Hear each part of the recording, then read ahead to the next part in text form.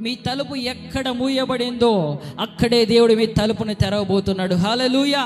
25లో ఏ తలుపు నీకు మూయబడి ఉందో, ఏ తలుపు నీ ముందర మూయబడిన స్థితిలో ఉందో, జాబ్ కావచ్చు, సంతానం కావచ్చు, వివాహం కావచ్చు, పరిచర్య విషయంలో కావచ్చు, బిజినెస్ విషయంలో కావచ్చు, నజరేయుడైన యేసు నామములో ఆ తలుపు తెరవబడబోతున్నది 2026లో. Somebody received in the mighty name of Jesus. నజరేయుడైన యేసు నామములో మూయబడిన ప్రతి తలుపు తెరవబడబోతున్నది. ఎక్కడ నిందించబడ్డావో అక్కడే ఘనత, ఎక్కడ ఎవరైతే నేను అవమానపరిచారో వారి ముందరే దేవుడిని హెచ్చించబోతున్నాడు. ప్రియమైన దేవుని బిడ్డ, నా ఫలాలు తినడానికి సిద్ధపడిపోండి.